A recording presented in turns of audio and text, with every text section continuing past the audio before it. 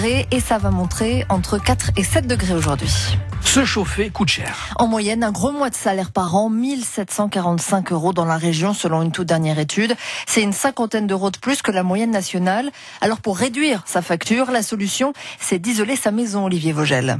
Reba vit avec son mari dans une petite maison à Sarre-Union. Première étape, l'achat d'une pompe à chaleur, mais ça ne suffisait pas. J'ai quand même remarqué qu'il fait quand même un peu froid dans la maison. Ça vient un peu de la cave, un peu des combles. Donc voilà, on va dire que la maison est un peu mal isolée. Entre-temps, donc j'ai entendu parler de ce dispositif, isolation à 1 euro. Donc j'ai fait les démarches, c'est génial. Donc c'est bien pour économiser en fait de l'énergie. C'est très important, on est bien d'accord. Et l'isolation, c'est la base, car souvent les maisons sont des passoires énergétiques. Audrey Zermati est directrice stratégie chez EFI, une société spécialisée dans la rénovation énergétique pour les particuliers. Tout le monde a cette image de la casserole dans laquelle on fait chauffer de l'eau. Lorsqu'on met un couvercle, on garde l'eau au chaud. Et la maison, c'est un petit peu pareil. Il faut commencer par isoler sa toiture, ses combles. Et une fois que ces combles sont isolés, peut-être s'attaquer au reste de l'enveloppe de la maison, isoler ses murs, isoler son plancher, son sous-sol, puis après s'attaquer à ses équipements, changer sa chaudière pour des chaudières plus performantes.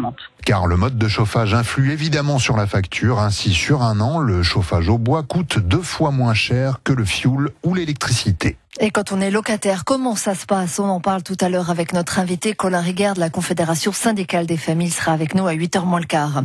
Un grave accident de la route hier soir à Illkirch-Grafenstaden. Une voiture a percuté un arbre.